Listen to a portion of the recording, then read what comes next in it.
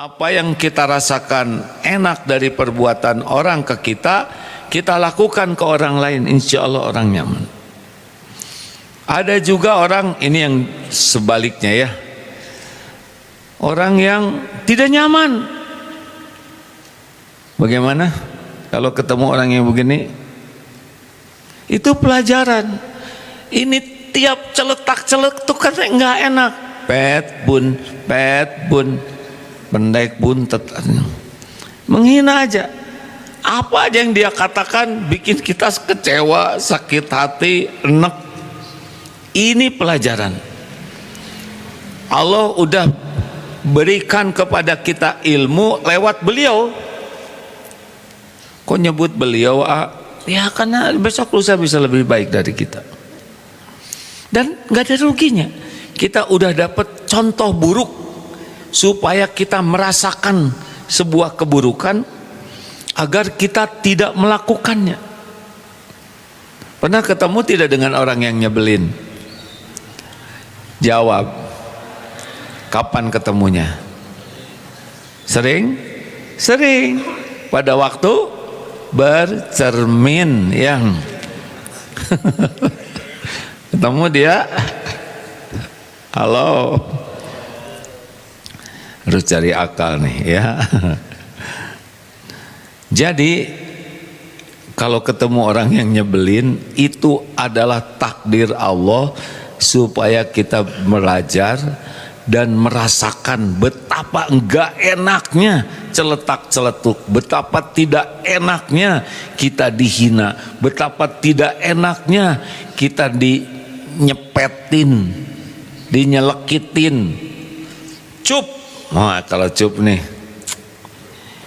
saya dapat ilmunya, saya tidak akan melakukan hal seperti ini. Kebetulan bukan kita ketemu dengan orang yang kelakuannya jelek. Tuh kan nggak jawab. Kebetulan atau diatur Allah? Ada hikmahnya tidak? Tidak ada kejadian kebetulan, tidak ada kejadian sia-sia. Semua kejadian terjadi izin Allah dan pasti ada hikmahnya. Jelas? Berikut inilah yang akan kita bahas, surat Al-Furqan ayat 63. Silakan Ustaz. A'udzu billahi minasy syaithanir rajim. Bismillahirrahmanirrahim. وعباد الرحمن الذين يمشون على الأرض هونا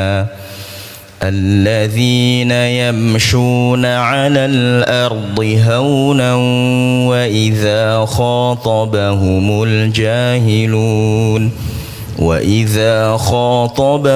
الجاهلون قالوا سلاما.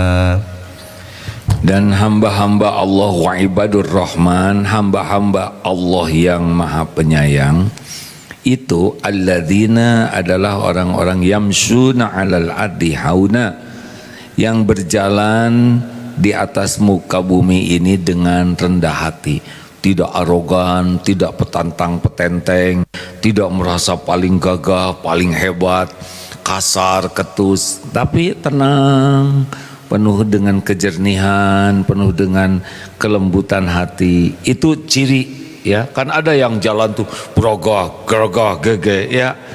Tapi ada yang jalan tenang, dia gagah, dia tegap, tapi kerasa, bukan tegap disombong-sombongin.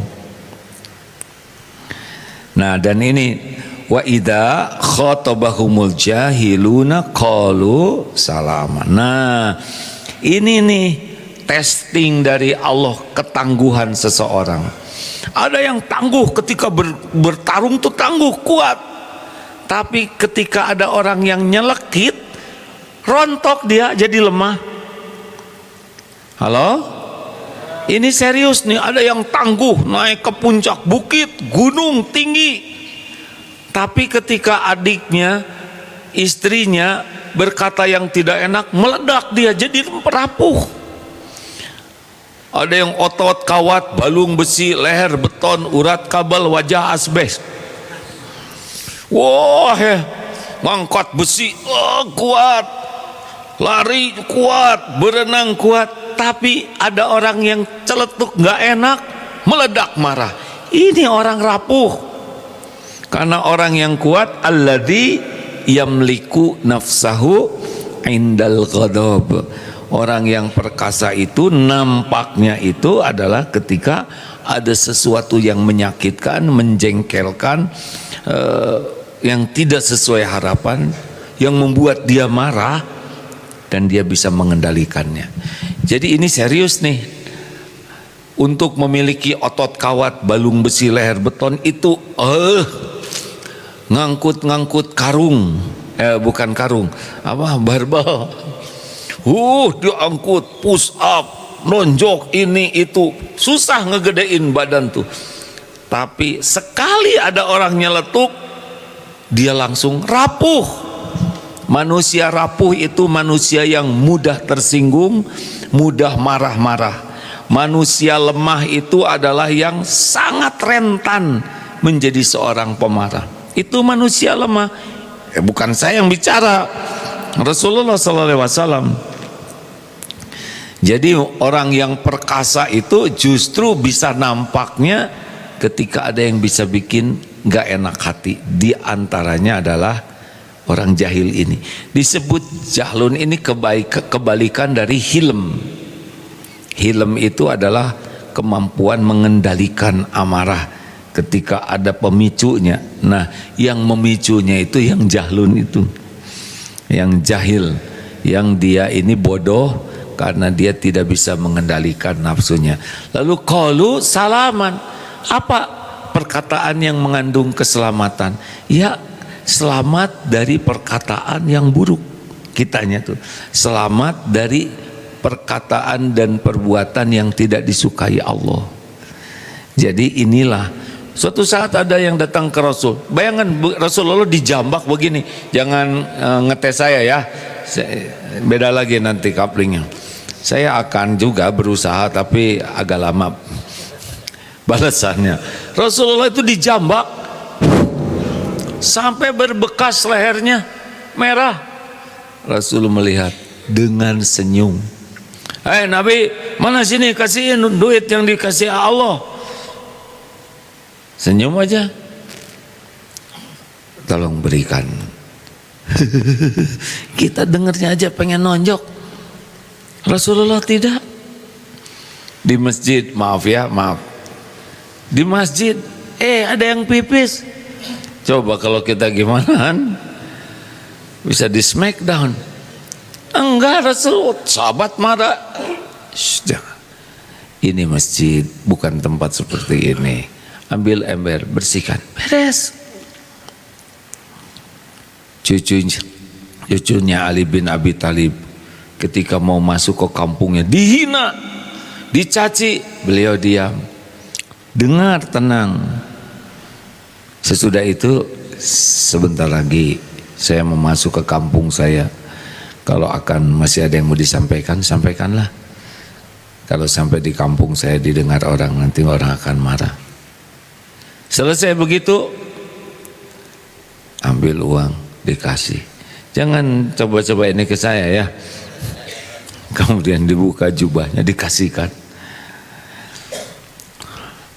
Inilah akhlak yang semestinya kita miliki. Idfa billati hiya ahsan. Ini ayatnya satu lagi ya. Tolaklah keburukan dengan cara yang lebih baik. Ada dapat?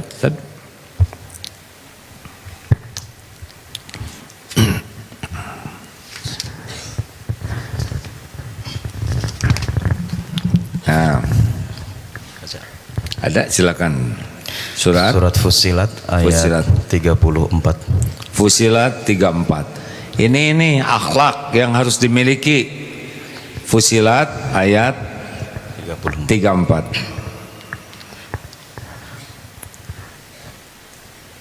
Ayo.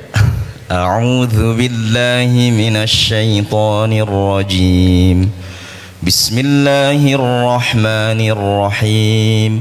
ولا تستوي الحسنة ولا السيئة ادفع بالتي هي أحسن فإذا الذي بينك وبينه عداوة كأنه ولي حميم.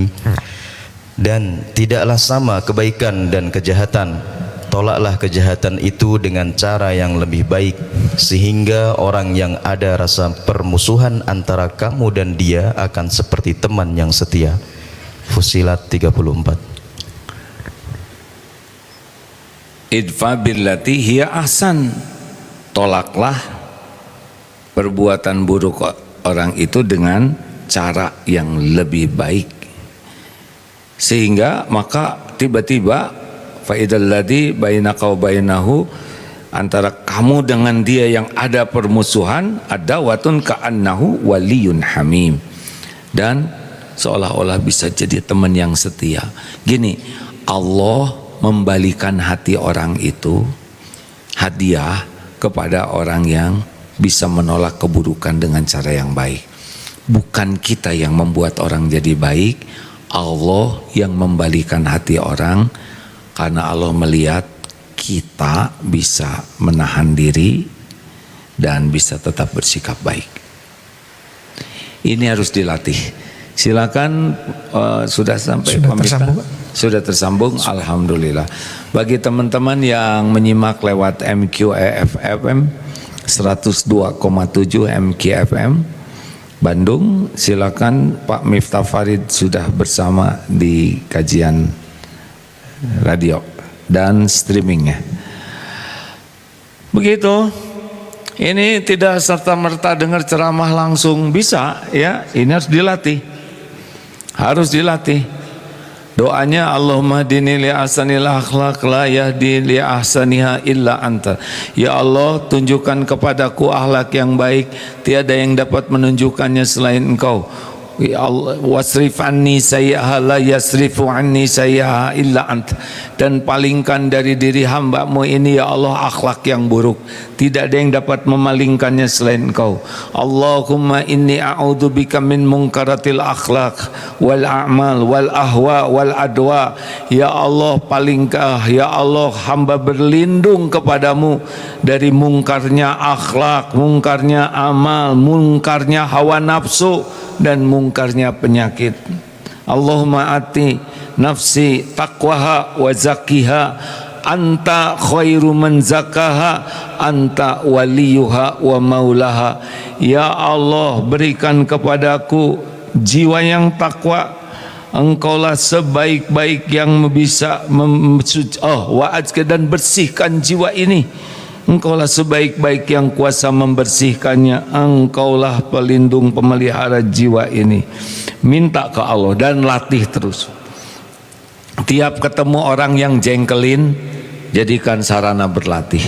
Ini takdir Allah, ketemu orang enggak selamanya, tapi akan ada yang ngomong enggak enak, yang celetak-celetuk enggak enak, yang mengejek, yang menghina, yang mengabaikan.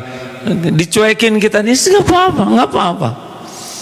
Heh, kamu kok cuek gitu sama saya? Kenapa? Emang harus menghormati kita? Dibuka aib kita ini, nggak ada yang menghargai, benar? Sibuklah dengan apa yang Allah tahu tentang kita. Kenapa kita sering sakit hati? Karena ekspektasi. Karena kita ngarap-ngarap sesuatu dari dia. Ingin dihargai, ingin diakui, ingin dipuji, ingin dihormati, ingin dibalas budi, ingin dicintai. Makin banyak berharap dari makhluk, udah makin rentan hati kita terluka. Makanya kalau orang waqafa billahi syahida, udah cukup deh, Allah yang lihat, Allah yang balas, ringan hidup ini. Tapi kalau terus ngarap-ngarap respon orang, ngarap-ngarap kedudukan, udah ribet terus hidupnya. Makanya orang-orang yang sangat banyak berharap ke makhluk, ya sangat banyak kegalauan, sangat banyak luka, sangat banyak kecewa, sangat banyak angkara murka. Silakan. Ya, silakan sambungkan tangan semua. Ya, angkat. Ayo angkat. Alhamdulillah, enak. Angkat semuanya ya. Ya, yang tidur bukan mulut yang diangkat, tangannya. Ya, angkat sekali lagi. Alhamdulillah. Enak kah? Biasanya kalau enak mau diulang. Ayo 100 kali. Ada pertanyaan silakan. Ya. Silakan Pak. Bismillahirrahmanirrahim. Assalamualaikum warahmatullahi wabarakatuh. Waalaikumsalam. Saya dari Kalimantan Tengah, A. Dari dari mana Pak? Palangkaraya, Pak. Palangkaraya kok bisa ke sini? Sudah sering Pak. Setiap ada kesempatan ke Bandung saya singgah ke sini, A. Dari Palangkaraya kalau ke Bandung singgah ke sini. Ya, Alhamdulillah. kegiatan. Makasih, A. Yang ingin saya tanyakan, bagaimana kita menghadapi tantangan hidup. Satu sisi A bilang kita harus berserah kepada Allah, satu sisi kita berhadapan dengan manusia, sedangkan kita memiliki kepentingan tinggi dengan sesama manusia. Nah, bagaimana kita mengelola hati kita apabila apa yang kita harapkan, yang kita sampaikan kepada sesama manusia tidak sesuai dengan yang kita harapkan. Makasih ya. Assalamualaikum warahmatullahi wabarakatuh. Waalaikumsalam warahmatullahi wabarakatuh. Dalilnya begini, wa ma bikum min ni'matin fa minallah. Nikmat apapun yang ada padamu itu dari Allah. Apapun juga sumbernya, pemiliknya adalah Allah, yang ngasih adalah Allah. Sedang makhluk hanya jalan. Yang membuat kita menderita adalah berharap kepada makhluk. Padahal makhluk ini tidak bisa memberi apapun tanpa izin Allah, baik nikmat maupun musibah, nggak bisa. Nah, kita ini sengsara karena ngarap-ngarap dari makhluk. Gini nih,